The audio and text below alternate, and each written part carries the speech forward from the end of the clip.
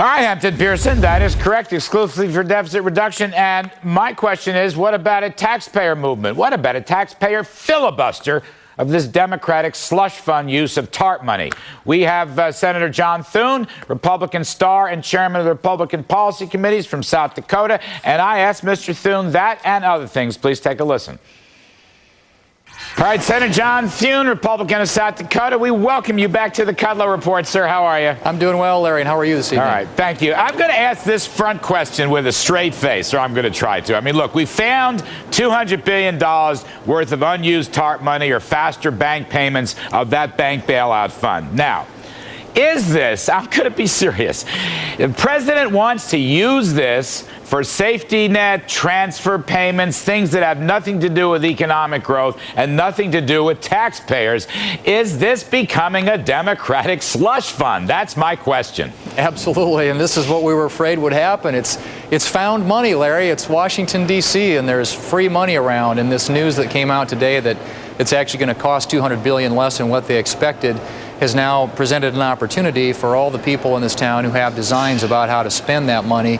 There are all kinds of ideas that are circulating, and what I'm afraid is going to happen is if we don't get this thing ended, I mean, if we don't kill this beast by the end of the year when it's set to expire, if they're able to extend it, that this money is all going to get spent, and that's not what it was designed to do. And we believe that statutorily, when this thing was created, that any dollars that were paid back in were supposed to go to pay down the debt. They have taken a very different interpretation.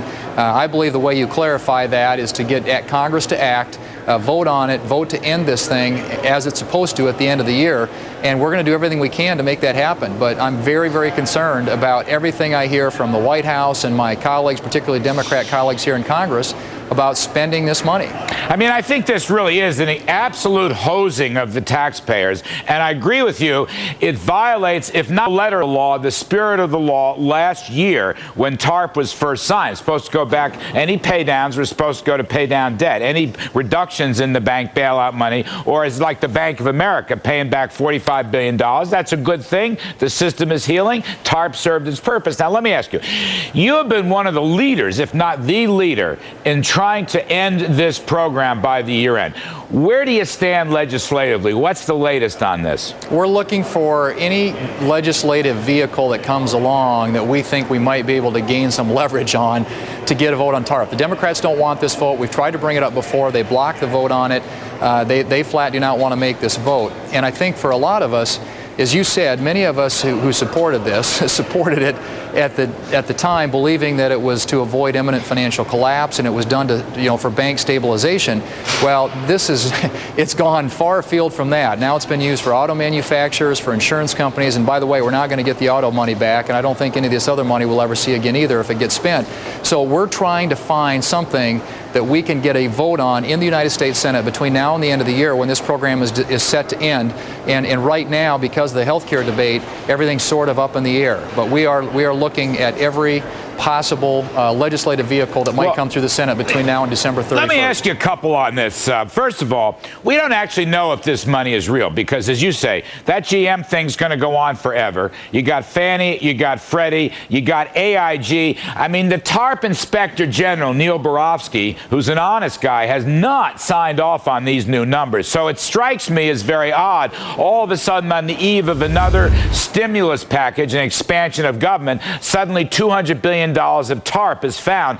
Can you block it off the debt limitation? Can you stop the debt bill from going through? Is that one vehicle? Well, it is. We're going to try and do that, but we believe that what they are going to do is attach the debt limit to an appropriation bill. We think maybe the defense bill coming over from the House of Representatives that makes it impossible for us to get a clean vote on the debt limit. Now, there are about 8 Democrats who've written a letter I think to the leadership saying that they want a clean vote on the debt limit. I am hoping that they will follow through on that. If they do, we may have some bipartisan support for getting a clean vote on the debt limit, and that would give us an opportunity to amend the TARP sunset amendment on that. But I'm afraid that the Democrats are going to try and block us from getting a vote on this between now and the end of the year. And you're right. I mean, right now, this money that's supposedly going to come back in, we believe is coming back from payments that are going to be made by banks.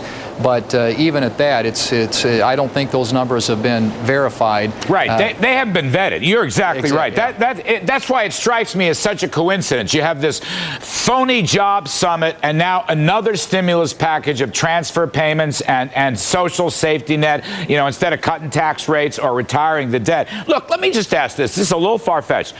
Regarding the debt limit or whatever vehicle, wouldn't this be time to run a filibuster on behalf of taxpayers? Just make this a national or international issue. It's like filibuster this $200 billion steal of the TARP slush fund and just say it's a taxpayer bill of rights.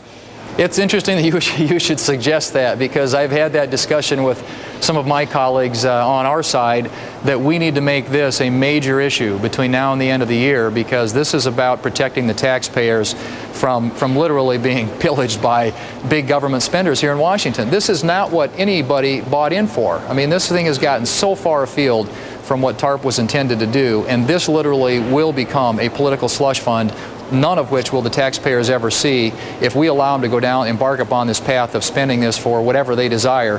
And that's why I think we've got to get a vote between now and the end of the year, and I hope that we can get the American people engaged. We're going to do everything we can to do that. I tell you, I love the filibuster idea. Taxpayer bill of rights. Senator John Thune, thank you ever so much, sir, for your update. Always good to be with you. Thanks, Larry.